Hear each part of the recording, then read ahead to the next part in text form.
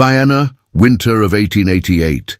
Inside the opera house, chandeliers burn like captured stars, violins tremble in the air, and a single gunshot tears the music apart.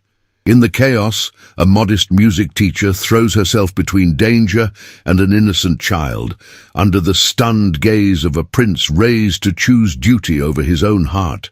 From that moment, nothing in the empire will ever be the same. A secret conspiracy is waking. A forbidden bond is being born. And one woman's courage will force a kingdom to decide, tradition or truth.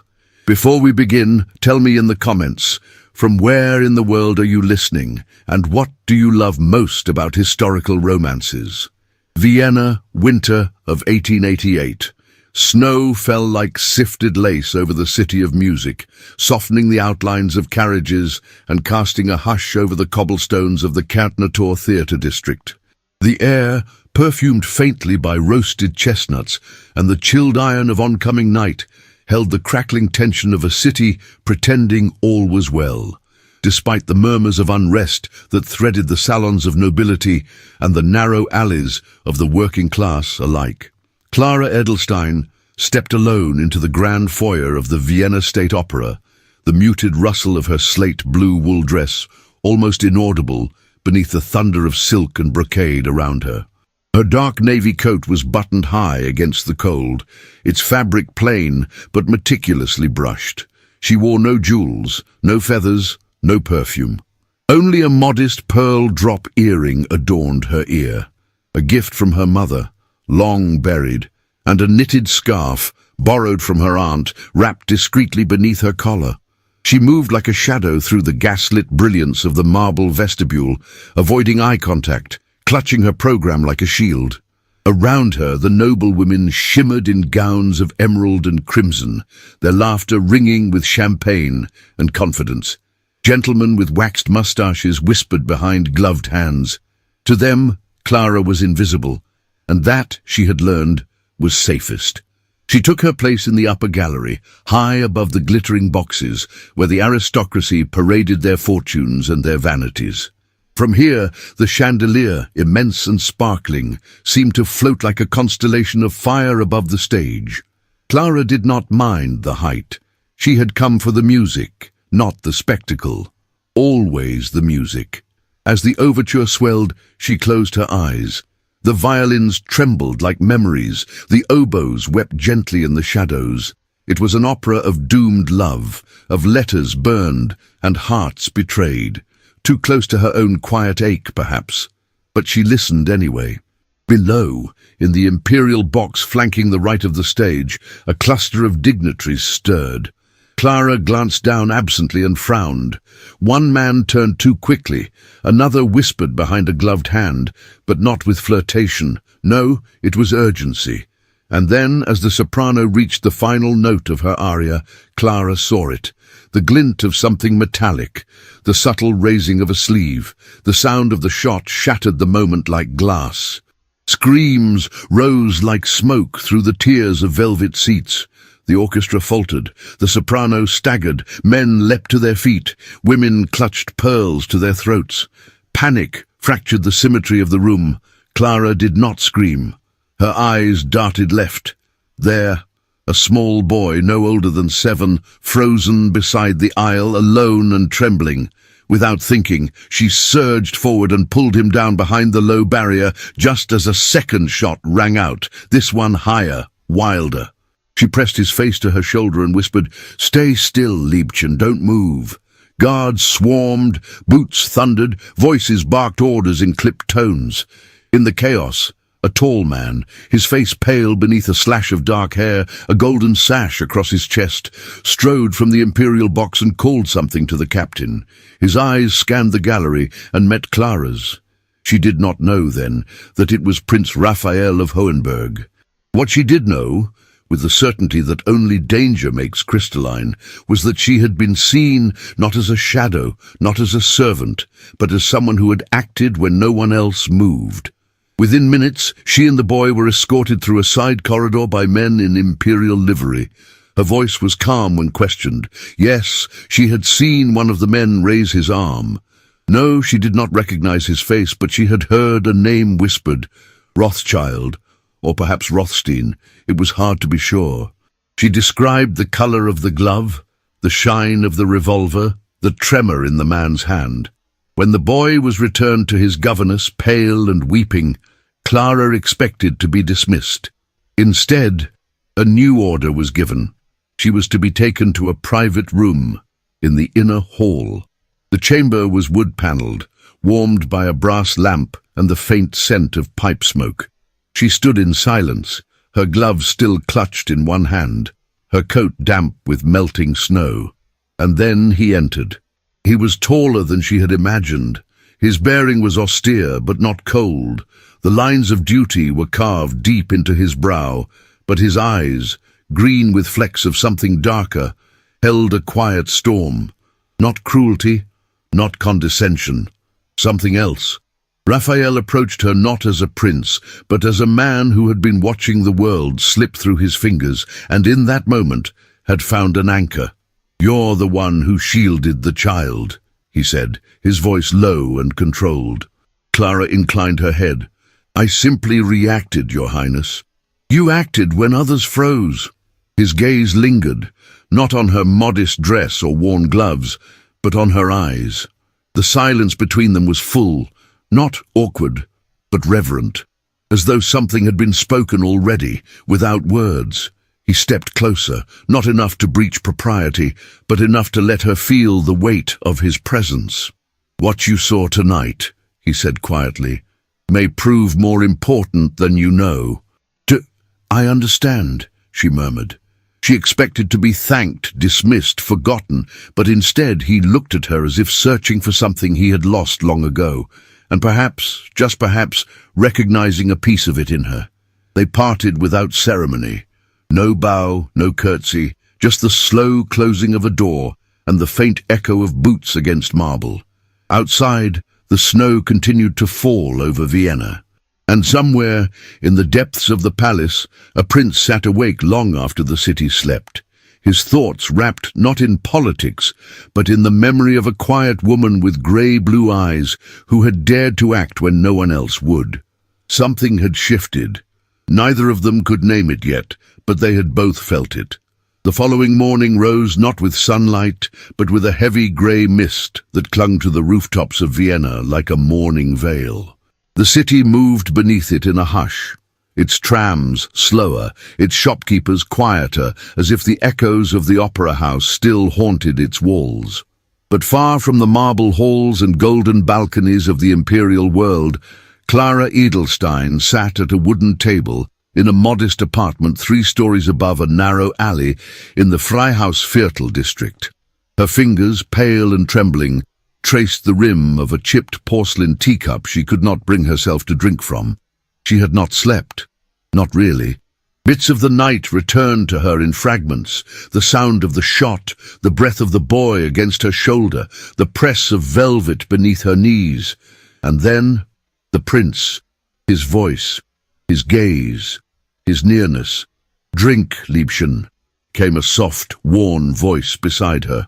Aunt Helene, wrapped in her navy wool shawl, placed a hand over Clara's and guided the cup gently upward. Clara took a small sip, wincing at the bitterness. Her aunt's eyes were full of quiet worry, the kind that comes from a lifetime of watching too many hopes wilt before their time. "They're saying it was a plot," Helene whispered. "The papers. Look." She handed Clara a folded copy of Die Presse. The headline shouted in bold type, "Imperial attack at Vienna State Opera, assassination attempt, foiled." Clara scanned the column, her heart sinking. Words like conspiracy, royal threat, and anarchist cells leapt from the page. But what caught her breath was a single line buried in the 3rd paragraph. An unnamed woman, credited with shielding a young child and providing key details, is believed to be assisting the palace in its investigation. Clara set the paper down, her hands damp with fear. "They know it was me." Helene's brows drew together. "Let them. You saved that child. You did what none of those perfumed women dared to do." Clara shook her head. "That's not how they'll see it." They'll say I was there to draw attention, that I schemed to entangle myself with the palace. Who would dare? Everyone! The knock at the door came like thunder. Aunt Helene jumped, her hand flying to her chest. Clara stood slowly, her legs unsure beneath her. The knock came again, firm, deliberate. Through the frosted glass, the outline of a tall figure in military posture appeared. Not a neighbor, not a debt collector. Clara opened the door with a hesitant hand. Captain Emil Hartmann bowed, his greatcoat damp from the fog. "Miss Edelstein," he said, "His Highness Prince Raphael requests your presence immediately." Helene stepped forward, protective as a lioness. "She's not going anywhere without knowing why." The captain's pale blue eyes met hers without flinching. "Because she may be in danger, and the prince is not willing to risk her safety another moment longer." Clara's breath caught. "Did something happen?" she asked quietly. The captain's voice lowered. "There are names being whispered in corners of the city, your name among them. The men you saw last night may not have acted alone." Clara exchanged a glance with her aunt. Helene's mouth was set in a firm line, but her hand slipped into Clara's and squeezed it with quiet resolve. "Get your coat," she said softly. "Go." Clara nodded, moving to the hook where her navy coat hung. She pinned up her chestnut hair quickly, slipped on her gloves, and tucked her mother's earring beneath her collar. She kissed her aunt's cheek. "I'll write," she promised. "I'll hold you to it," Helene said, forcing a smile. Outside, the prince's carriage awaited, dark and glossy, its crest glinting despite the pale light. As Clara stepped inside, the driver raised his brows. A young woman alone in such a vehicle was enough to awaken every curtain in the street. Whispers would begin before the wheels finished turning. The ride to the palace passed in tense silence. Clara kept her eyes down, her hands folded in her lap. She could feel the weight of her decision pressing into her spine. Once she crossed into that world, its marble, its mirrors, its cold rituals, there would be no hiding. Within the imperial residence, the guards parted without a word. She was led through arched corridors, lined with oil portraits and gaslight sconces, their flickering flames casting shadows like whispers on the walls. Her modest boots echoed faintly on the polished floors. When she entered the receiving chamber, she found Raphael alone, standing before a window that overlooked the palace courtyard. His silhouette was still, hands clasped behind his back, the heavy velvet drapes framing him like a painting. He turned at the sound of her steps. "Miss Edelstein." Clara curtsied, her eyes lowered. "Your Highness, I'm sorry for the intrusion on your morning." Her gaze lifted slightly. "I assume it was necessary." Raphael stepped closer, his expression grave. "You were mentioned by name this morning in correspondence intercepted from a sympathetic member of the court. Someone is trying to silence witnesses, and you are no longer just a bystander." She stiffened. "Then why bring me here? Surely I would be safer far from all this." "No," he said quietly. "You're safest where I can protect you." Clara's breath caught. Raphael continued, his voice laced with something unspoken. "The guards who questioned you noted that you mentioned a musical phrase, a motif. Can you recall it?" Her mind reached back, past the gunshots and gasps, past the velvet and gold. "Yes," she said slowly. "It was 4 notes, repeated twice, D minor. It sounded deliberate, like a signal." He gestured to the pianoforte in the corner. "May I?" Clara nodded. Raphael walked to the instrument and pressed the keys gently. The low, plaintive phrase filled the room. Clara inhaled sharply. "Yes," she whispered. "That's it." He looked up. "That melody appears in a private march commissioned by the Hohenberg family over 30 years ago. It's not known outside the royal archives." Clara stepped back. "Then the men who said it had access to something meant to be secret." His eyes met hers. "You're not just a witness now, Miss Edelstein. You may be the only person alive who can help us decode their next move." Clara sank into the nearest chair, her gloves trembling in her lap. "Why me?" Raphael moved slowly, kneeling before her. Not as a prince, but as a man desperate to shield something rare. His voice softened. Because you listened when no one else did. Because you hear what others miss. She met his gaze then, and the silence stretched long between them, not hollow but full, of unspoken questions, of fears unshared, of something delicate and rising between them. I know what the court will say, she murmured, that I'm here to manipulate, to seduce, to scandalize. His jaw tensed. Let them speak. Their voices do not decide who you are, or what you're worth. She turned her face slightly, the emotion rising too fast in her chest. He stood. You will be given a suite in the East Wing. Captain Hartman will remain near at all times. You will not leave the palace grounds without my knowledge. And if I refuse? She asked, not out of defiance, but the ache of a woman who had lived too long in silence to trust sudden attention. Raphael looked at her with something like sorrow. Then I will have failed twice, he said, once as a prince, and once as a man. She stood slowly, gathering her composure like a shawl over her shoulders. Her voice, when it came, was barely above a whisper. Very well. Outside the chamber, the corridors no longer seemed quite so cold, and behind her the prince remained standing for a long time after she was gone, as if the room had been changed by her presence and could not return to what it was before. Vienna waited in breathless silence. And within the walls of the palace, something had begun that neither conspirator nor court had foreseen, the awakening of a heart that had spent too long hidden in shadow. The carriage passed through the gates of the Hofburg Palace, as if crossing into another world, a world carved not from flesh and soil, but from gold, silence and scrutiny. Clara sat rigidly, her gloved hands folded over her lap, the tips of her boots barely brushing the floor. Her slate-grey wool gown, freshly pressed by her aunt's tired hands, looked pitifully humble beneath the cascading snowflake-patterned curtains of the coach. She had thought herself invisible in Vienna's streets. Here, invisibility was not granted. It had to be earned or survived.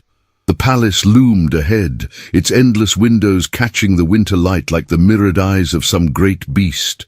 Carved stone cherubs watched from above as the carriage slowed in the courtyard. A footman opened the door without a word.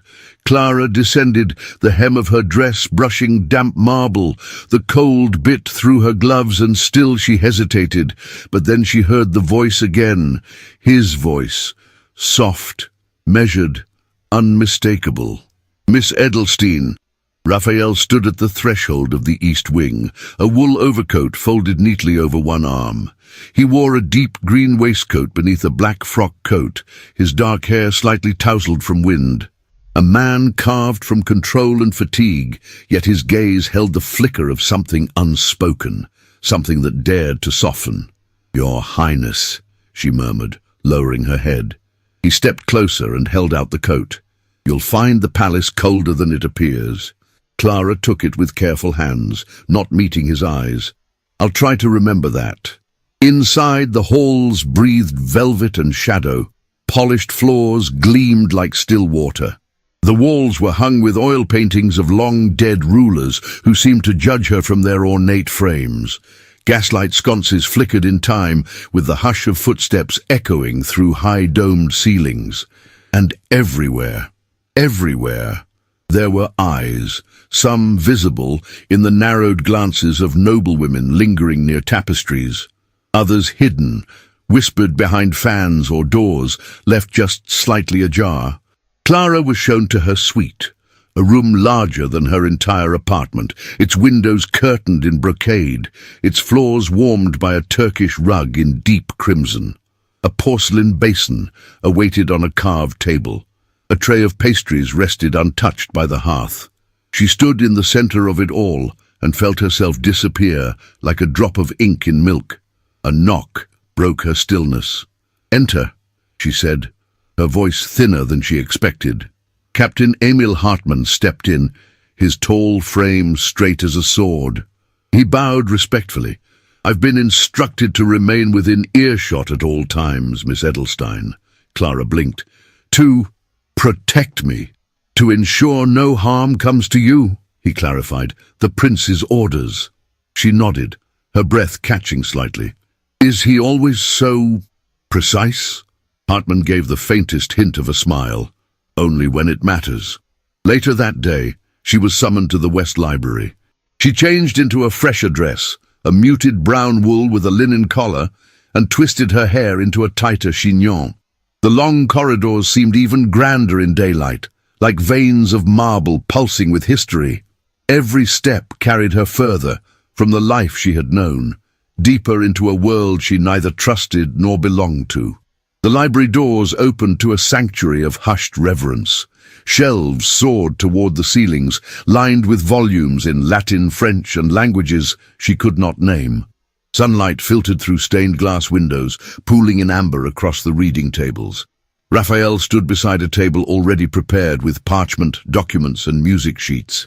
He did not greet her with ceremony, but with the weight of shared purpose. "I've taken the liberty of retrieving several scores from the Imperial archives," he said. "Some date back to my grandfather's reign. All are tied to ceremonial codes and rituals. I'd like you to help me identify anything that resembles what you heard." Clara approached slowly. "I'm honored, though. Not entirely certain what you expect me to find." He looked at her then, not with superiority, but sincerity. "I expect you to listen. You did it once, when it mattered." They worked in silence for nearly an hour. She sat with her shoulders drawn tight, passing through musical lines and annotations. Raphael watched her, not openly, but with the discreet focus of a man who had learned to measure strength by how quietly it was worn. At one point Clara paused, her brow furrowed. She tapped a pencil lightly against a margin. "This motif, here," she said. "It's a mirror of what I heard, but it's inverted. The second line is reversed."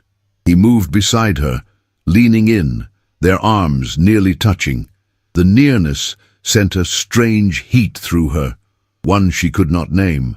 His voice was low. "Inverted codes were used in wartime dispatches over 30 years ago. You have a good eye, I have a good ear," she corrected gently.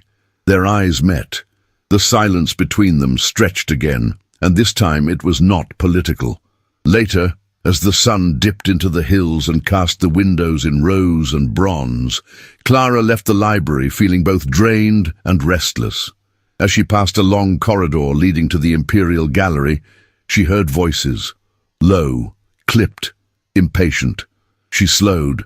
"She's a shop girl with a clever tongue," said one voice, male, dry and edged with disdain. "She's dangerous," answered another, "not for what she knows, but for what she distracts him from." Clara pressed herself against the stone, heart pounding. "She's already being whispered about in the salons," continued the first.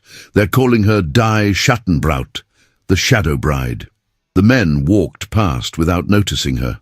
Their voices faded. Their meaning did not. Back in her chamber, she stood before the mirror, removing her brooch with trembling fingers.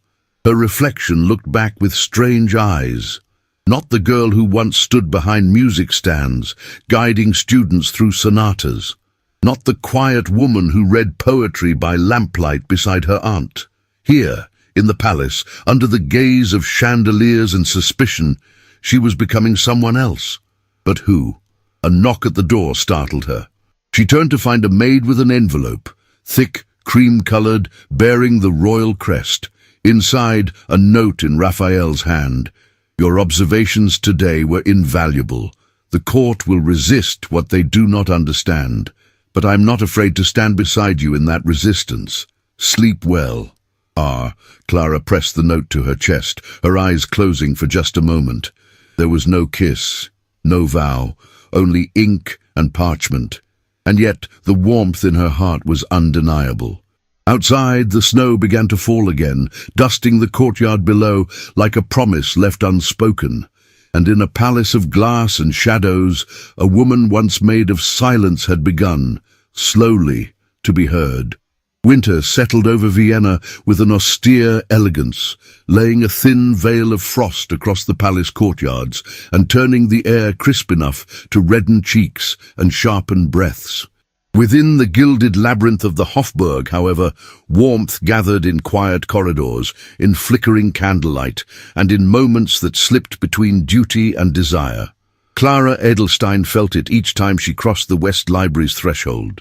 The room had become a refuge, not merely because it carried the scent of old parchment and polished wood, but because he was there, Prince Raphael of Hohenberg, with his sombre eyes and perpetual tension, as though he bore the entire empire upon his shoulders. Yet when she entered, something in his posture always eased, a subtle release that she pretended not to see, yet could not disregard. Their work on the encrypted musical ciphers drew them together for hours at a time. Clara sat with her pencil poised, analyzing motifs and annotations in her careful, delicate script. Raphael hovered near, leaning one hand on the table as he followed her observations, the faint brush of his sleeve against her shoulder sending a quiet tremor through her frame. Sometimes he asked a question. Sometimes he simply watched her think, as though the act of witnessing her mind at work steadied him in ways the council never could. One afternoon, as the pale winter sun slanted through the stained glass windows, Clara paused over a particular page. "This progression," she murmured. "It's not military. It's ceremonial. I believe it was meant to be sung during a coronation." Raphael turned to her, closer than usual. "You're certain?" "As certain as one can be when dealing with deliberate distortion." Their eyes met, only for a heartbeat, but it was enough. Something unspoken tightened between them, and Clara looked away quickly, pretending to adjust the feather of her pencil. Raphael stepped back, clearing his throat with a formality that betrayed more emotion than it concealed.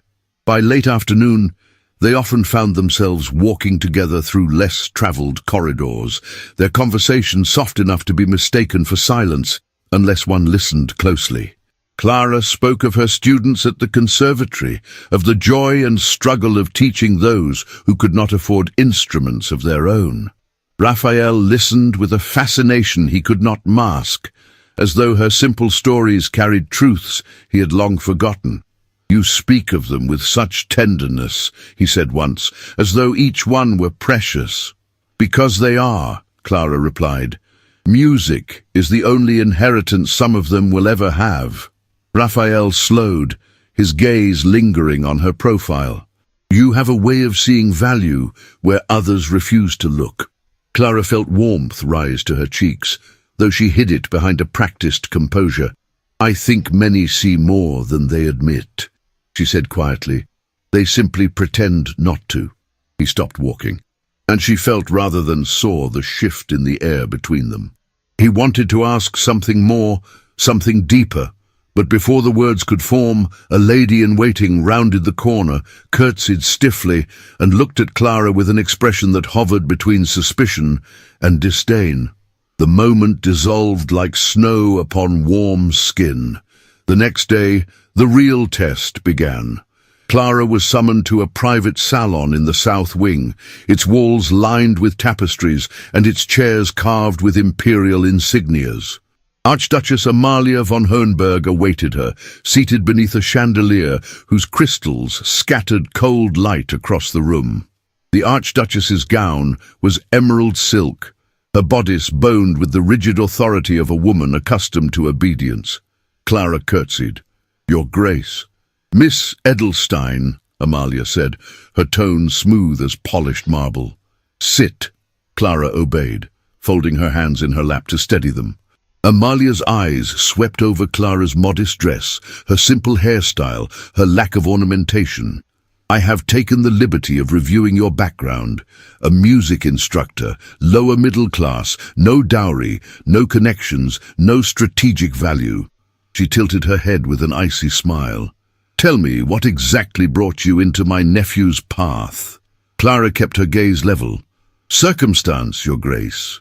"Circumstance," Amalia repeated, tasting the word as though deciding whether it pleased her.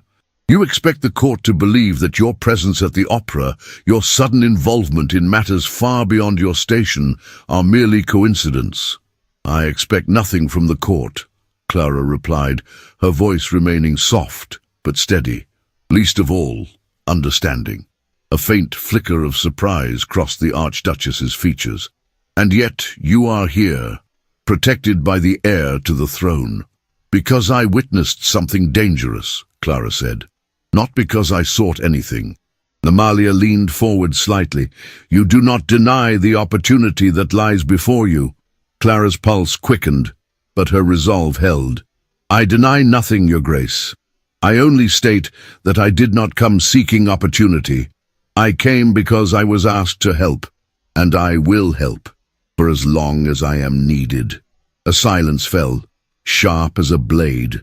For the first time, Amalia truly looked at her, not at her dress, not at her lack of title, but at the quiet strength beneath her composure. Whatever the Archduchess saw compelled her to sit back with a small, thoughtful tilt of her head. You are forthright, Amalia conceded, a trait people mistake for courage. Clara met her gaze calmly. Sometimes they are the same thing. Before the Archduchess could respond, the door opened and Raphael entered. He took in the scene with a single sweep of his eyes. Clara seated, Amalia poised, the air charged with tension. Your Grace, Raphael said, bowing. I trust the conversation was enlightening. Amalia's smile was thin. Very. Clara stood. Raphael offered his arm, a gesture innocent in form, yet intimate in consequence. She hesitated only a heartbeat before taking it, and the Archduchess's gaze sharpened as they departed. Later that evening, a messenger delivered grim news. A potential lead had emerged from a village on the outskirts of Vienna. Without delay, Raphael donned a dark greatcoat and mounted his stallion, Captain Hartmann, close behind. Clara watched from the window, her breath fogging the glass, as the two figures disappeared into the winter dusk. Hours passed. Snow began to fall. Clara sat near the hearth, unable to read, unable to pace, unable to quiet the fear curling beneath her ribs. When the door finally creaked open, she rose sharply. Raphael entered, breathless, his cheek cut by a brutal gash that marred his usually controlled expression. His gloves were stained with dirt, his coat torn at the shoulder. Clara gasped. You're hurt. It's nothing, he said, brushing off Hartmann's attempt to assist him. But Clara was already moving, her steps quick, her eyes bright with worry. Sit, she commanded softly. Raphael blinked, startled by her tone, but obeyed. She fetched a basin and cloth, her movements swift but gentle. Kneeling beside him, she dabbed at the wound, her fingers trembling only slightly. He inhaled sharply as the water touched raw skin. Did they attack you? She whispered. We found resistance, he said, his voice low. But that is not your concern. She looked up, their faces inches apart. If you think I feel nothing when you walk into danger, then you do not understand me at all. For a long moment, neither moved. Her breath brushed lightly against his cheek. His hand lifted as if to touch hers, then fell to his knee, duty chaining desire before it could surface. Clara dabbed the wound again, slower this time, softer, her touch a whisper of something forbidden. You should not try to protect everyone alone. Perhaps not, Raphael murmured, but I cannot fail where it matters. Their eyes met, and the air between them thickened with unspoken truths. When she finished, she stepped back, her hands twisting in her skirts as she tried to gather herself. Raphael stood carefully, wincing only slightly. You disobeyed protocol, he said quietly. I did, Clara answered, her voice barely above a breath. I should reprimand you. You should, she agreed, but he did not. Instead, he looked at her with a tenderness that startled them both. Thank you, he said simply. She bowed her head, unable to speak. Word of Raphael's injury and Clara's private assistance travelled through the palace with astonishing speed. By morning, glances lingered longer, whispers sharpened, and suspicion threaded through the halls like winter frost creeping across glass. Clara felt it. Raphael felt it. The court, with its polished elegance and venomous secrets, was beginning to turn its gaze upon them, and neither knew how long the fragile peace between duty and longing could survive under its watchful eyes. The frost had thickened over Vienna's rooftops, dressing the city in silence and silver. Inside the Hofburg Palace, however, that hush was deceptive. Within the mirrored salons and beneath vaulted ceilings, a different chill had begun to spread, colder than snow, sharper than ice. It whispered behind fans and echoed across marble floors. And its target was Clara Edelstein. She noticed it first in the way the footman no longer bowed quite as low. Then in the way her teacup arrived lukewarm, its saucer just slightly chipped. She noticed it in the glances exchanged when she entered the reading room, in the way conversations shifted to a polite hush and smiles grew tight at the edges. The nobility, elegant and cruel in their refinement, had begun to turn. At first, she pretended not to notice. She clung to her work, to the parchment and notes and musical fragments that still filled the West Library. She convinced herself that the prince's protection, the value of her discoveries, would be enough to insulate her from courtly malice. But one morning, as she crossed the east corridor, her head held high, she heard it, soft, feminine, and unmistakably intentional. There she is, La Instruida, a prince's favorite in wool, how poetic. And look at that bun. Has no one taught her how to hold a hairpin? The laughter was delicate and laced with poison. Clara walked on, her face expressionless, but her heart trembled. It wasn't just the noble women now, even the servants had begun to mimic the tone of their mistresses. A chambermaid closed a door too quickly as Clara passed. A steward forgot to offer her tea during a meeting with the archivists, and in the salon, where ladies embroidered beneath gilded cherubs, her name was now a frequent visitor, carried by lips that spoke softly but judged loudly. What stung most was not the mockery of her dress, nor the murmurs about her class. It was the implication that she had come seeking the prince's affection, that her presence in the palace was not earned, but desired. Clara sat in her room that evening, her fingers trembling over sheet music, her eyes fixed on the single pearl earring she still wore from her mother. The notes on the page blurred. For the first time, she asked herself if she had made a mistake in staying. If her presence, her mere existence in this world of mirrors and marbled cruelty, was doing Raphael more harm than good. That night, her sleep was restless. The next day, as she returned to the library, Raphael was already there. Sleeves rolled just slightly, hair tousled from wind, a map of the outer provinces open before him. He looked up and smiled, but the smile faltered the moment he saw her face. "What's happened?" Clara hesitated. Her lips parted, then closed. She sat instead, placing her gloved hands neatly on the table. "Nothing?"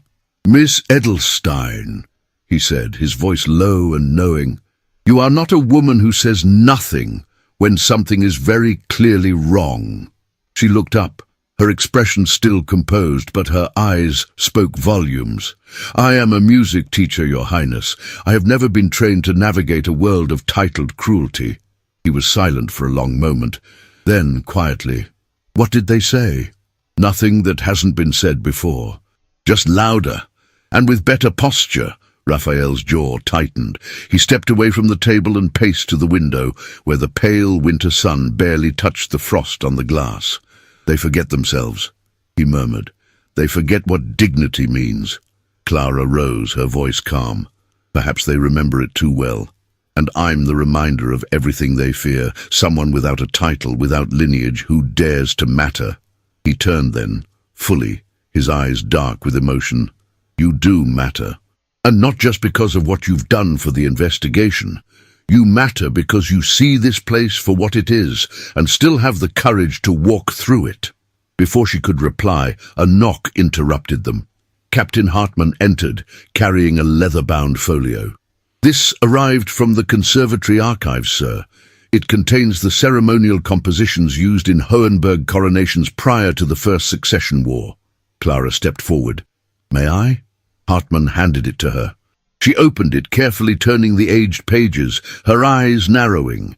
"Here," she said, "this phrase, it matches the one in the cipher I saw last week, but it's been transposed." Raphael moved beside her, reading over her shoulder.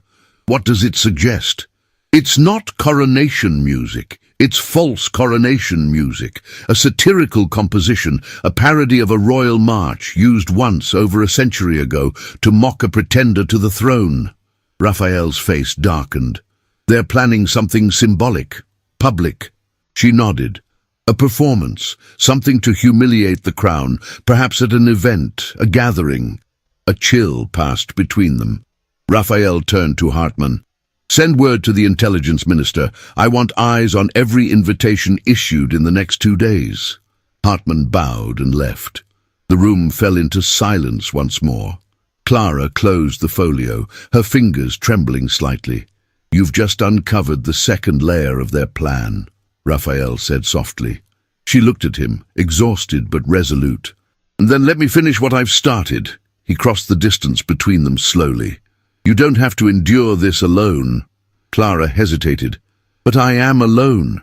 In every hallway, in every room, even in this one sometimes." He exhaled, as though her words had struck a nerve. "That ends now." She frowned. "What do you mean?" "I mean, I will not allow another hour to pass where this court believes you are unprotected. Not as a witness, not as a woman." The tension between them shimmered like heat above coals. Clara stepped back, startled by the fire in his voice. "Raphael!" He cut her off, his voice low and fierce. "From this moment forward, your safety is my personal responsibility. Let them gossip, let them whisper. I will not yield." Clara could barely breathe. "You're making a declaration," she whispered. "I am. You know what that means." "I do." Her throat tightened. "They will destroy me." He stepped closer, his hand almost touching hers. "Not while I still draw breath." Her heart thundered. She searched his face and saw no hesitation, no political calculation, only the raw honesty of a man who had crossed a line he could not uncross. And she, without meaning to, had walked beside him. Neither spoke again. But in that quiet, sacred pause, something greater than scandal was born.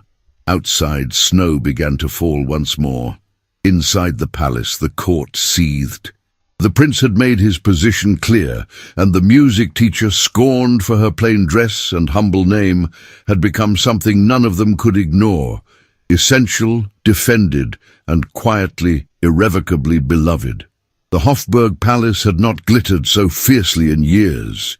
Vienna's winter sky, a sheet of pewter, faded into night without a single star. But inside the imperial ballroom, the world blazed with gold and candlelight. Hundreds of wax tapers shimmered in crystal chandeliers, their glow dancing across silk gowns, polished marble, and masks of carved silver that concealed more schemes than faces. Tonight, the empire wished to appear unshaken, triumphant, radiant. Tonight, the court needed spectacle. Tonight, everything would burn. Clara Edelstein stood at the far edge of the ballroom doors, her breath tightening in her throat as she took in the sea of opulence. She wore the dove-grey silk gown Aunt Helene had hemmed by lamplight, the delicate fabric smooth against her skin. It was simple, modest, flattering only in the gentleness of its lines. She felt terribly exposed. Her reflection in the tall mirrors looked like a ghost among peacocks, a whisper among thunder. A silver-threaded mask concealed the upper half of her face, its lace edges soft against her temples. She touched it once, uncertain of how it even belonged to her, then lowered her hand quickly. Around her, nobles entered the hall in rustling waves, feathers, jewels, velvet capes, fans painted with garden scenes and mythology. Their laughter rang bright and sharp, like porcelain waiting to shatter. She did not belong here, yet here she was. The music began, violins weaving a waltz of old magic across the ballroom. Clara pressed herself closer to the wall, hoping to vanish into its shadows. But as her pulse steadied, she saw him, Prince Raphael of Hohenberg. He stood near the dais in full ceremonial uniform, the deep blue tunic adorned with gold embroidery that traced the history of his lineage. Medals glinted on his chest like captured stars. The crimson and gold sash, the colors of the empire, cut across his broad shoulders with regal weight. His gloved hands rested behind his back, and his mask, forged from dark metal, framed his eyes in solemn mystery. But Clara knew those eyes. She would know them anywhere.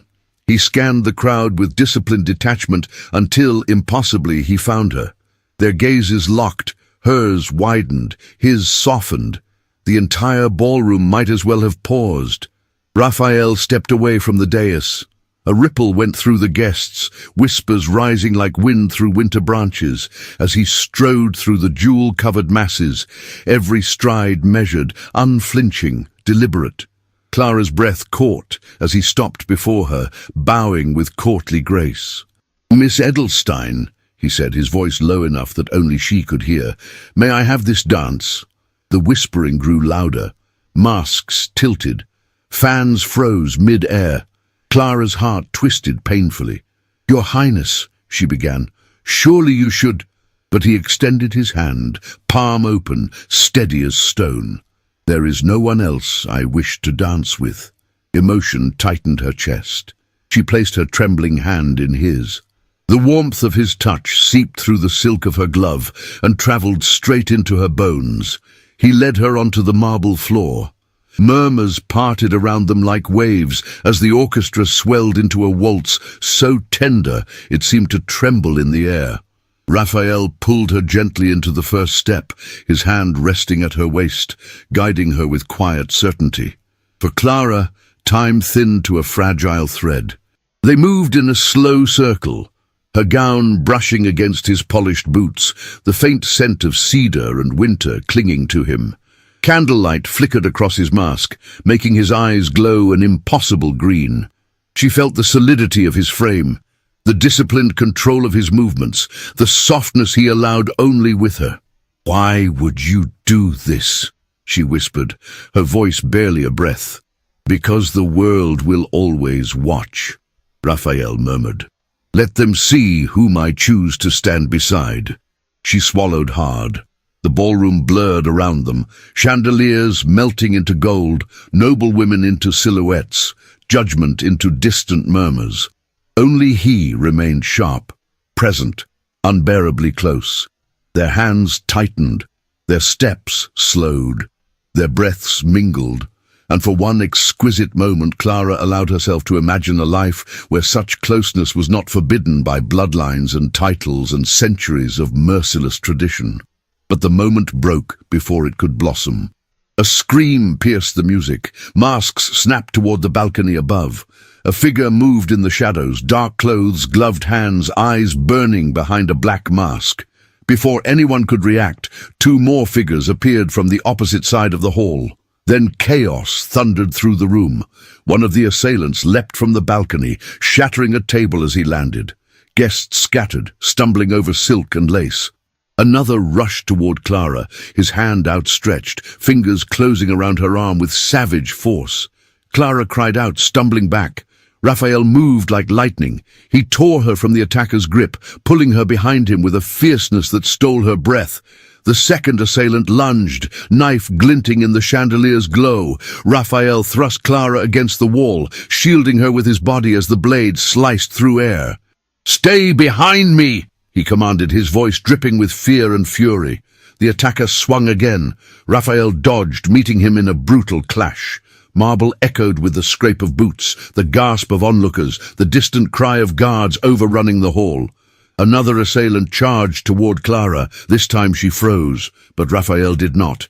He pushed her to the ground and stepped between her and the danger, taking the full blow to his shoulder. Clara's scream tore through the ballroom as his body staggered. "Raphael!"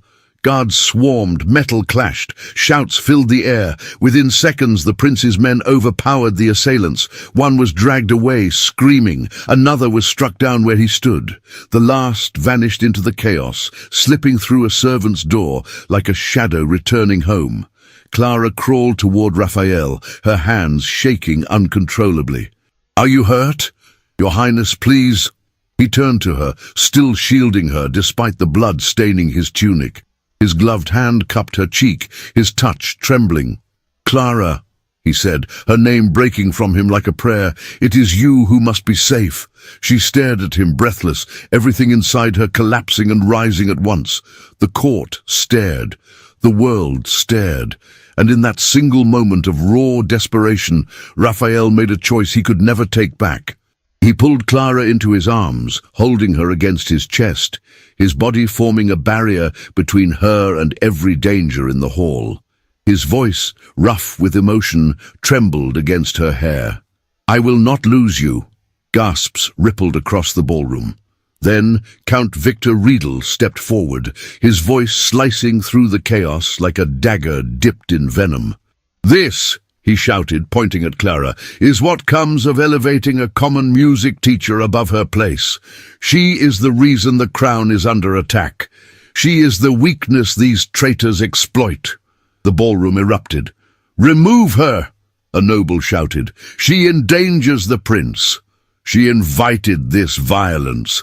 Clara's pulse roared in her ears. She felt the hatred in every word, every glare. Her knees weakened. Raphael's expression hardened with a fury she had never seen in him before. Without hesitation, he drew the ceremonial sword at his hip, the blade gleaming as it caught the candlelight. "Enough!"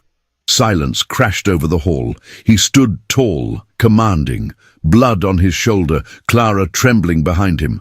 "Anyone who raises their voice against her," he continued, "raises it against me." The threat hung in the air like a drawn bowstring. Count Riedel bowed with cold mockery, concealing the venom beneath a mask of decorum, but his eyes narrowed with triumph. The seeds of his sabotage had taken root. Guards ushered the guests from the hall as the prince supported Clara with one arm, his breath ragged, his hand still trembling from the terror of nearly losing her. The empire stood on the brink, and the night that was meant to restore confidence had instead set the palace ablaze, not with fire, but with truth, danger, and a king's heart laid bare before an unforgiving world. The aftermath of the masquerade settled over the Hofburg like smoke after a fire, thick, bitter, and impossible to ignore.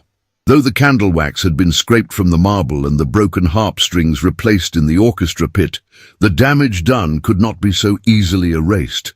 The court no longer whispered behind fans. Now it spoke in deliberate voices, in corridors that echoed with the cadence of power reasserting itself. Inside the council chamber, the coldest room in the palace, 12 men sat beneath the portraits of ancestors, whose stares seemed to demand severity. At the head of the long table stood Archduchess Amalia, her gown the color of iron, her expression harder still. Prince Raphael entered last, flanked by Captain Hartmann. His wound, though healing, still showed through his stiff posture and the careful movement of his left arm. He wore the royal colors without pride. Tonight they felt more like armor than heritage. The Chancellor rose first, clearing his throat with theatrical weight. "Your Highness," he began, "we have convened under extraordinary circumstances, an attack within the palace walls, a disruption of imperial dignity witnessed by foreign dignitaries, and at the center, an unauthorized companion whose continued presence threatens the very perception of your rule." Raphael's jaw tightened. "Say her name." The Chancellor hesitated, then obeyed. "Miss Clara Edelstein." Raphael's voice was low but firm. "Miss Edelstein is under my protection." "A protection," another councillor interjected, "that has become indistinguishable from favoritism, from impropriety. From political suicide," the Chancellor added grimly. Archduchess Amalia finally stepped forward, her voice as crisp as frost. "We are not here to question your feelings, Raphael," she said, "only your judgment." His eyes flicked toward her. "My judgment tells me that she has done more for this empire than half the men at this table." A murmur rippled through the chamber. Amalia did not flinch. "And yet your people grow restless. The nobles threaten to withdraw support. Even the foreign courts begin to mock us. They call her the people's consort, a title bestowed without crown or consent. Raphael's hands curled into fists. So I am to cast her out to soothe their vanity. To preserve the throne, Amalia said. Your throne. A silence fell, one so heavy it bent the air itself. Raphael stared ahead, his heart a war zone of duty and devotion. He felt as though the walls themselves were closing in, ornate, silent, suffocating. Clara stood on the other side of one of those walls. She had not meant to listen. She had wandered the east corridor in search of calm, hoping the quiet would offer clarity. But when she turned a corner near the council chamber, she heard her name and froze. She stood hidden behind a tapestry, the folds of brocade brushing her sleeve as the voices on the other side pierced her like needles. The perception of impropriety threatens the throne, feelings that blind him. Each word carved its mark. But it was Raphael's voice that shattered her heart, not because it condemned her, it didn't, but because it fought for her. And she could not allow him to keep fighting a war she was destined to make him lose. By the time the council session ended, Clara had made her decision. The palace slept while she packed in silence. She did not weep. Her fingers moved with the steadiness of someone who had buried dreams before. The dove-grey gown remained folded at the bottom of the wardrobe. She would not wear it again. She wrote by candlelight. Her handwriting was slow, careful, each word chosen with painful deliberation. Raphael, you gave me more than I ever dreamed to have, and for that I will love you quietly always, but I cannot stay and watch them take from you what was never mine to hold. I do not belong in a world that seeks to destroy you to punish me. Please forgive me for leaving. I do it because I would rather break my own heart than watch them break yours. Clara. She placed the letter on the windowsill beside the ivory camellia he had once brought her from the garden. At the first stroke of dawn, she slipped past the guards who no longer looked for danger within, only without. The palace gates opened for a milk cart, and Clara, cloaked and unnoticed, disappeared into the grey breath of the city. Hours later, Raphael returned to his chambers. He found the letter before he saw the emptiness. And when he read it, the silence that followed was more devastating than any cry. He did not rage. He did not speak.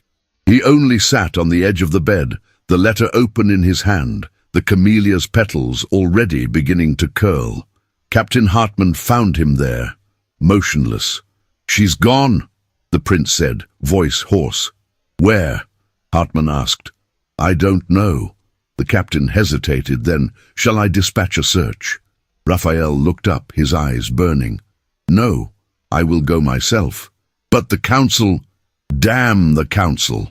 And for the first time in his life, Raphael Hohenberg abandoned his post. Not to escape duty, but to pursue the only truth that had ever made sense. As he left through the side gate, dressed in plain riding clothes, the palace seemed to watch him go, with eyes of stone. Elsewhere in the city, shadows moved. Count Victor Riedel stood in a private study, his fingers trailing across a map of the empire. Around him, whispers rose like smoke. Alliances promised, bribes paid, names circled in red. "She is gone," his informant confirmed. "Good," Riedel said. "Now all we must do is ensure the story ends where it began, in scandal." He turned toward the window. The rooftops of Vienna stretched before him like a chessboard. His smile was thin, cruel. Let them fall together. Let the empire watch. As bells rang the 9th hour, the city held its breath. One heart wandered through frost-bitten streets, another galloped into the grey morning, and in the space they left behind, the empire began to tremble. The snow had turned to rain in the early hours of morning, a cold, silent drizzle that washed the streets of Vienna with a melancholy hush. Grey clouds hovered low over the rooftops, cloaking the city in a veil of mourning. Beneath this pale sky, the world moved forward with cautious breath, unaware that a prince no longer sat upon his throne. Clara Edelstein had returned to the life she had left behind. Her modest apartment on the 3rd floor of a narrow building near the Freihaus Viertel smelled faintly of ink, lemon soap, and the lavender sachets her aunt kept pressed into drawers. The wood floors creaked beneath her steps. The oil lamp on the writing desk flickered with weak resolve. A single kettle steamed over a low flame, filling the air with the faint scent of chamomile. She sat at the window, her hair pulled back into a loose twist, her gown plain and dark as mourning cloth. Her hands trembled as she tried to focus on the book in her lap, but the words swam. Every time she closed her eyes, she saw his face. Not the prince who had danced with her before the empire, but the man who had whispered her name in the silence of nearly losing her. Aunt Helene moved slowly through the apartment, her joints stiff from the cold. She stopped behind Clara, resting a gentle hand on her shoulder. "He will come," she said softly. Clara shook her head. He shouldn't. And yet, every part of her prayed he would. Outside, the hooves of a single horse struck wet stone, slow, deliberate. Clara's breath hitched. She rose without knowing she had stood. Her hands reached for the edge of the windowsill as the carriage came into view. Not royal, not ornate, plain, unmarked. The door opened, and Raphael stepped out. He wore no sash, no medals, only a dark wool coat and gloves that bore the stain of travel. Rain had soaked his hair, and the silver at his temples was more visible than ever. He looked not like a prince, but like a man who had walked through the storm and chosen what mattered most on the other side. Clara did not move. He climbed the stairs alone. When he knocked, it was not the knock of a ruler. It was the knock of a man with nothing left but hope. Aunt Helene opened the door. Her eyes widened, but she stepped aside wordlessly. And then Clara saw him, truly saw him, and her chest collapsed inward. She did not bow. He did not wait for permission. "Clara," he said, as though he had been holding her name in his throat for hours, perhaps days. Tears welled in her eyes, but she did not let them fall. "You shouldn't be here," she whispered. "Then tell me to go." She could not. He took a step closer, and then another. Rainwater dripped from the hem of his coat, pooling on the floor. His gloves were still damp. But his gaze burned with a clarity that made the air between them tremble. "I searched every street, every quarter, every parish," he said. "I didn't send guards. I didn't send ministers. I came myself because I had to look you in the eye when I said this." Clara swallowed, her voice cracking. "Don't. I love you." The silence after his confession was not silent at all. It was filled with every heartbeat, every breath, every shiver that passed between them. "I love you," he repeated. "Not because you saved a child, not because you read the music no one else could, not because you walked with grace through a palace that tried to spit you out. I love you because when the world demanded that you disappear, you stood taller. I love you because your voice steadies mine. I love you because without you, I cannot bear the weight of what I must become." Clara's tears fell now, quiet and unhidden. She shook her head. "But that's why you must go. You have a crown to defend, a people to guide. You can't have both." Raphael stepped closer, his voice hoarse. "I've had a throne my entire life, Clara. It has never once made me feel like a man. You did that." She placed her hand on his chest, above his heart, feeling the storm within him. "I love you too," she said, her voice trembling. "I never stopped, but I don't want to be the reason they hate you. You're not. They already do." He took her hand in both of his, bringing it to his lips. "Then let them." Their foreheads touched, and for a moment the world vanished. Outside, the rain softened. Inside, something unspoken solidified between them, not a promise, not yet, but a truth neither could deny any longer. By midday, news spread through the palace like wildfire. The prince had not returned. The council of ministers gathered, expecting defiance. What they received was silence. Raphael had sent word, brief, direct, unmistakable. "I will not return until this court remembers what justice means." Panic rippled through the ministers. The archduchess sat in stony silence, and beyond the palace walls, Something unexpected began to stir. The people, the workers in the alleys, the students in their overcoats, the newspaper boys shouting headlines on street corners. Women who had walked past Clara Edelstein without noticing now spoke her name as if it belonged to someone brave, not scandalous. Word spread that the prince had left the court to defend her, that he had abandoned power for love, that he had chosen integrity over tradition. Pamphlets appeared praising his stand. Anonymous poems were pasted to cafe doors. Young couples whispered his name as a symbol of something new, something tender yet strong. For the first time, Raphael was not only the heir to a throne, he was a man people believed in. In the quiet, hidden places of the city, however, darker forces stirred. Count Victor Riedel paced the length of his study, the drapes drawn, the fire low. His fingers tapped against a sealed envelope bearing no crest. "So the fool walked away," he said. "Good. Let him wander." Beside him stood a man in a dark coat, with eyes like flint. "The next piece is in motion. The girl will not survive this one, nor will he." Riedel smiled, but it did not reach his eyes. "Let the Empire believe in fairy tales. We'll end the story for them." That night, Raphael remained in the apartment. He slept not in the bed, but in the chair by the window, as if standing guard not over Clara, but over the fragile quiet they had rebuilt.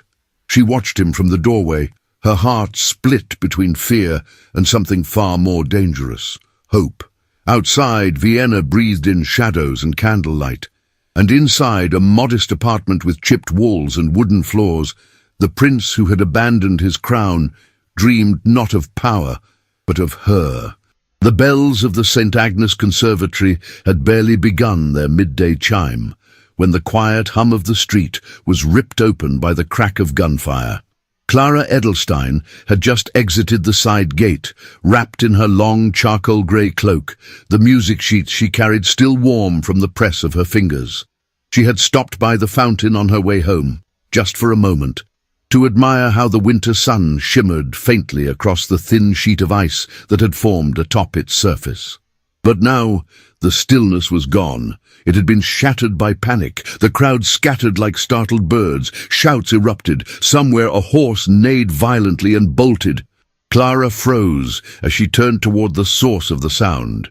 Just beyond the stone arches bordering the conservatory, a sleek, black carriage had come to a violent halt, its wheels locked at an awkward angle, and Prince Raphael stood at its side, sword drawn, chest rising and falling with the speed of a man caught unarmed in his own country.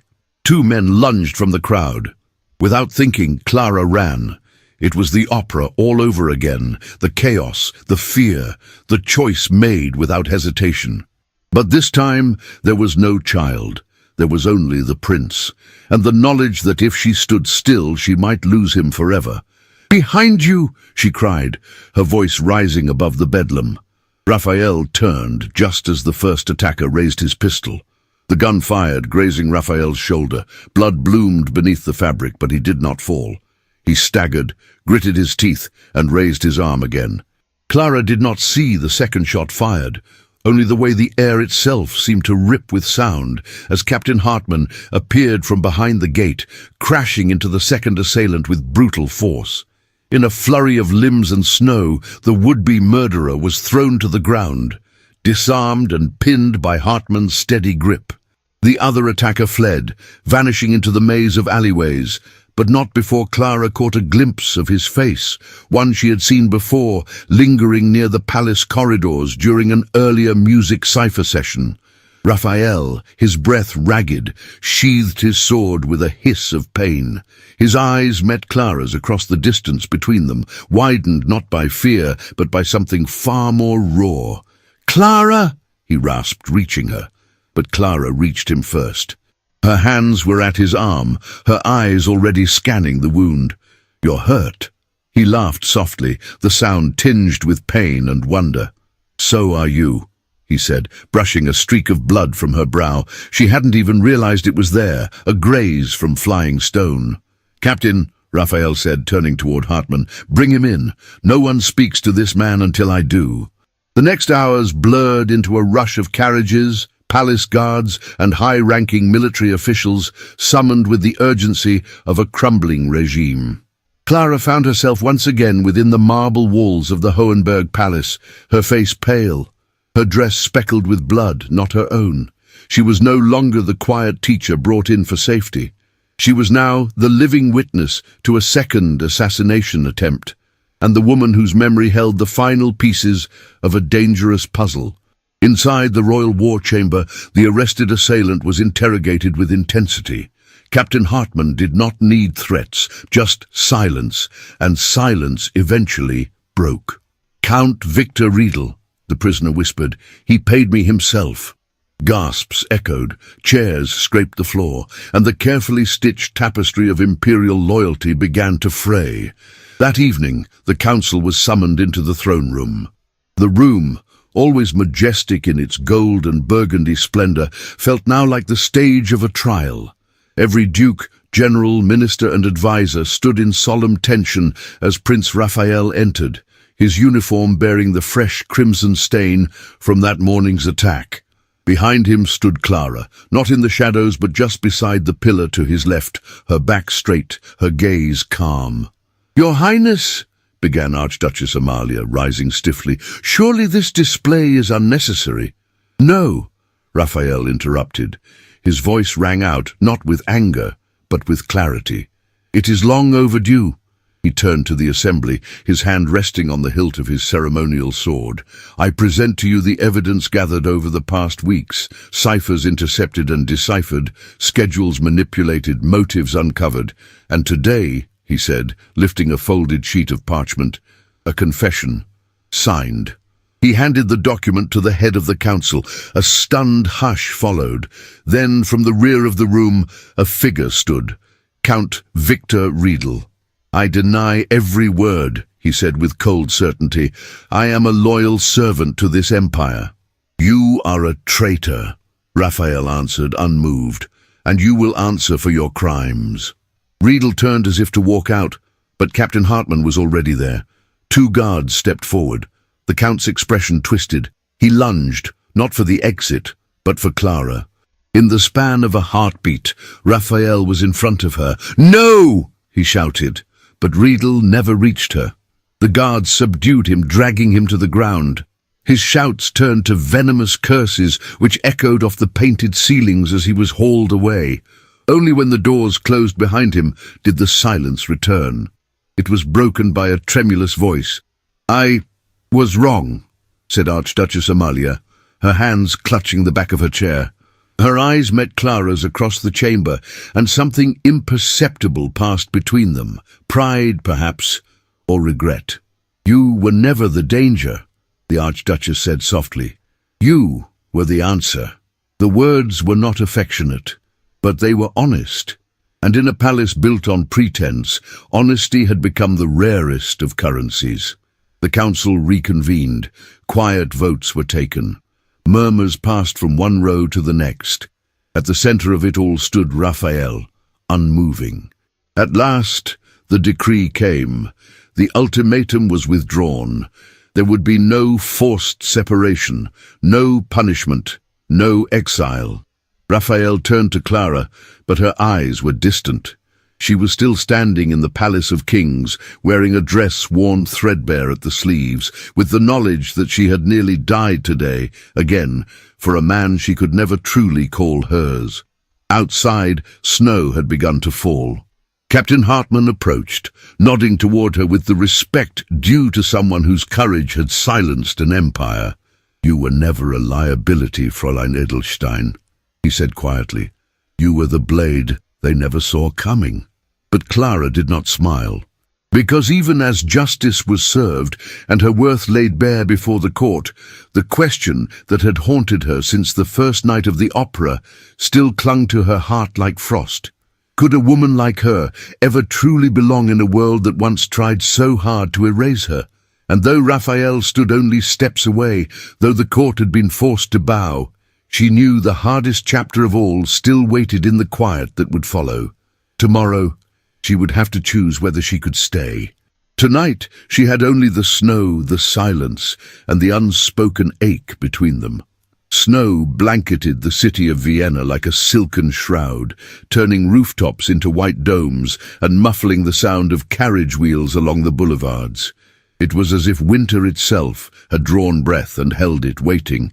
In the halls of the imperial palace, whispers ebbed and flowed with cautious reverence, no longer dripping with scorn, but with curiosity, with wonder. The empire had endured its brush with collapse, and it had emerged not merely intact, but changed. Prince Raphael of Hohenberg, once bound by duty and expectation, now walked the corridors with the weight of his lineage lightened by something stronger than titles. The attempted coup had left scars, but it also awakened an empire. For the first time in decades, nobles found themselves held accountable, and commoners spoke the prince's name with something rare and fierce: loyalty. But inside the palace, in a quiet chamber tucked behind the eastern wing, Clara Edelstein moved like a shadow. She packed slowly, her fingers folded garments with deliberate care, as though she feared breaking the silence that had fallen around her since the day of the trial. Her slate-blue wool dress lay atop her modest trunk, and beside it the gloves she had worn when she arrived, clean now, mended by her own hand. Not once had she worn silk for herself. Not once had she asked for more. She was leaving before anyone could stop her, because no matter how the ministers had withdrawn their ultimatum, no matter how the public had praised her courage, Clara knew the truth. This world had never asked for her. It had simply been forced to accept her when she refused to disappear. The door behind her creaked. She did not turn. "I had hoped," came a familiar voice, low and steady, "that you would at least say goodbye." Clara's hands paused over the folded shawl. She drew in a slow breath before facing him. Raphael stood at the threshold, his winter cloak dusted with snow. He was no longer the prince suffocated by protocol, nor the man injured on cobblestone streets. He looked tired, yes, but certain. And behind that certainty flickered something deeper: pain. "I didn't want to make this harder," she said, her voice quiet but firm. "You've done enough, Raphael. You stood for me when no one else did. You proved to them all I was more than—" "You still believe this is about them?" he asked, stepping into the room. His boots left damp prints on the carpet. His gloves were tucked into his belt, his hair unruly from the wind, but his eyes never left hers. "This has never been about them, Clara. Not for me." She looked away. "I don't belong here." "Do you think I do?" he asked gently. His words halted her. "I was born into marble halls, dressed in velvet, taught that power must never yield to feeling," Raphael continued. "But the moment I saw you in that opera house, risking your life for a child who wasn't yours, I knew something none of them ever taught me. I knew what it meant to care more for another's safety than for your own name." Her throat tightened. "I stayed," she said, "because I believed I was helping, because I thought it mattered. But I was never meant to stay." Raphael moved closer, slowly, as though afraid that one step too sudden might cause her to vanish. "You're wrong," he whispered. "You were always meant to stay." She closed her eyes. "Raphael, please don't. I love you." The words were not shouted. They were not grand or staged or surrounded by court musicians. They were soft, terrifying in their clarity, and they landed between them with the weight of something irreversible. Clara opened her eyes. "I have nothing," she said. "No title, no dowry, no place in this palace. I come with only my hands and the music I carry in them." "Then let me carry everything else," he replied. And with that, he took her hand. "Come with me," he said. She followed, down the corridor and past the great tapestry-lined hallway, through the frost-covered arches and into the winter garden. Snowflakes spiraled lazily from the heavens, dusting the rose trellises with delicate ice. The last blooms of autumn had withered weeks ago, but even in their place, beauty remained. In the quiet hush of the falling snow, in the branches that refused to bow. There, among the frozen roses, Raphael stopped. Clara's breath caught. He turned to her, his eyes lit not with fire but with devotion. "I was born to protect this empire," he said. "But somewhere along the way, I began to believe that meant sacrificing everything, especially myself. You changed that. You showed me that love is not the enemy of strength. That truth can live alongside duty." He dropped to one knee, the snow gathering on his cloak. "I'm not asking you to marry a prince," he said. "I'm asking you to marry a man who was lost until you looked at him without fear." Her hand flew to her mouth. Tears welled in her eyes, warm despite the chill. "You saved my heart, Clara," Raphael whispered. "Let me give you mine." She nodded, once, twice, then fell to her knees in front of him, snow soaking her skirt, tears streaming freely down her cheeks. "Yes," she whispered, her voice trembling. "Yes." He pulled her into his arms, and the world narrowed to the hush of snowfall and the sound of two hearts daring to hope. From a distance, beneath the ivy-covered arch, Aunt Helene watched. Dressed in her finest navy wool, a lace shawl draped around her shoulders, she held one gloved hand over her heart. Her eyes shimmered, not with surprise but with quiet triumph. The girl she had raised with tenderness had become the woman who changed a throne. Weeks later, when the bells rang over Vienna once more, it was not to announce war or scandal. It was for a wedding. The chapel was bathed in pale winter light, the floor strewn with petals of white roses and crushed lavender. Clara wore no tiara. No diamonds glittered at her throat. She stood at the altar in a gown of soft ivory tulle, her hair adorned with a single pearl pin. As she took Raphael's hand, nobles who had once whispered behind gloved fingers now bowed in solemn recognition. Among them stood Archduchess Amalia. Her nod was small, but it was there, and it was enough. When the ceremony ended, Clara and Raphael stepped together to the chapel doors. Behind them, music played. Ahead, light poured in from the open sky, illuminating their path. Hand in hand, they crossed the threshold, not toward titles or crowns, but toward a future carved by courage, bound by choice, and lit by the kind of love that no empire could deny. And for the first time, the palace did not feel distant. It felt like home. Vienna, spring of 1904. 6 years had passed since the snow fell over the winter garden of Hohenberg Palace, since a prince knelt among frost-bitten roses and offered his heart to a woman once considered unworthy of his name. The empire had since weathered storms of another kind, parliamentary battles, foreign tensions, economic shifts, but it had done so under a steadier hand, under a new legacy. And today, as the morning sun filtered through lace curtains and gilded windows, its warmth touched the blooming roses once more. The palace had changed. The silence that once echoed through its corridors had been replaced by laughter, softer voices, quicker footsteps. The scent of lilacs clung to the velvet drapes, and music poured not from ceremonial halls, but from the old conservatory, now transformed into a school of music for girls of all classes. No invitation was needed, only talent and the willingness to work. It was Clara who had built that dream with ink-stained fingers and long nights, and Raphael who had ensured the empire would fund it, defend it, and name it in her honor. Princess Clara of Hohenberg stood now before one of the classroom windows, watching her daughter run barefoot through the orchard. Little Anna, just 5, with curls like sunlit chestnuts and a laugh that echoed all the way to the stables. Her shoes were forgotten near the marble bench. Her governess had given up the chase long ago. "She's exactly like you," came a voice behind her, older now, richer with memory. Raphael stepped into the light, his ceremonial jacket removed, his sleeves rolled to his forearms, a sketch of ink on one finger. He had been reading, parliamentary reforms or musical notations, likely both.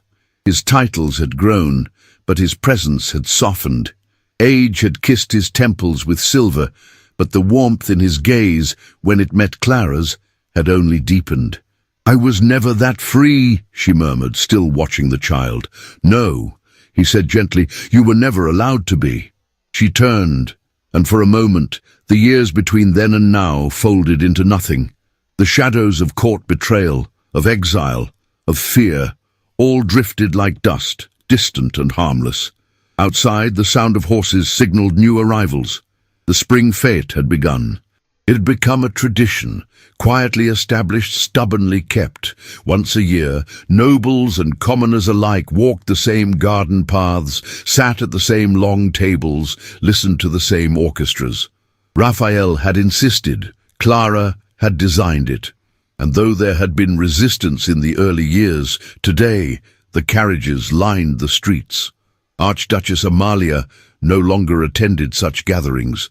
She had retreated to her estate in the Tyrolean countryside not long after the council reforms. Her final words to Clara, spoken without bitterness, had been few. "You taught us all. I just arrived too late to learn it." Count Victor Riedel had died in prison, alone, disgraced, his fortune seized. His co-conspirators had either fled, faded into obscurity, or, in rare cases, quietly begged forgiveness. The empire had turned its gaze elsewhere, hungry for progress. Captain Emil Hartmann, however, still walked the palace grounds, now retired from command, but entrusted with the education of Raphael's younger advisors. His loyalty had earned him land, title, and a quiet corner of peace. But every spring he returned to Hohenberg for one purpose: to watch the little girl who called him Onkel Emil chase butterflies through the garden her mother once crossed with nothing but music in her hands. As the fete unfolded, guests filled the lawn. There were former critics among them, now praising the reforms, praising Clara's school, her charity, her grace. But Clara knew better. She had not erased who she was to become what they now accepted. She had simply endured, and in that endurance, she had found peace. Later that evening, as twilight poured lavender across the horizon and musicians played beneath glowing lanterns, Raphael led Clara back to the winter garden. The roses had returned, reborn each year in stubborn defiance of frost. And beneath their petals, the stone path remained as it had always been. He paused there. "You once said you didn't belong in this world," he said, taking her hand. "But it is this world that now belongs to you." Clara looked up at him, her eyes full of something that went beyond gratitude, beyond love. It was quiet victory, not for a crown, but for a life claimed on her own terms. She leaned her head against his shoulder, the scent of roses between them, the sound of her daughter's laughter still echoing faintly in the evening air. 6 years had passed, and though seasons changed, power shifted, and time pressed forward as it always must, their love remained as fierce, as fragile, and as faithful as the rose that bloomed after winter. It had not withered. It had taken root. And so ends the story of Clara and Raphael, a woman once overlooked by the world, a prince once imprisoned by duty, and a love that defied centuries of silence and shadows. This was never just a tale about royalty, betrayal, or grand halls lined with gold. It was a story about worth, about how dignity, compassion, and quiet courage can bloom where no one expects it, about the power of one woman's voice even when the world tells her to stay silent, and about a heart that, once unloved, came to wear a crown no one could take away. If you felt something while watching this, if you held your breath during the winter waltz, or whispered, "Don't let go," when she ran into the snow, tell us in the comments. And if you made it all the way to the end, write the word "Rose," so we'll know who walked this entire journey with us step by step, tear by tear. Your presence here matters more than you know. If you'd like to help keep these timeless stories alive, you can send a super thanks in whatever amount feels right for you. Every gesture, big or small, helps us continue creating these emotional, historical romances that touch so many hearts. And if now isn't the moment to give, that's perfectly okay.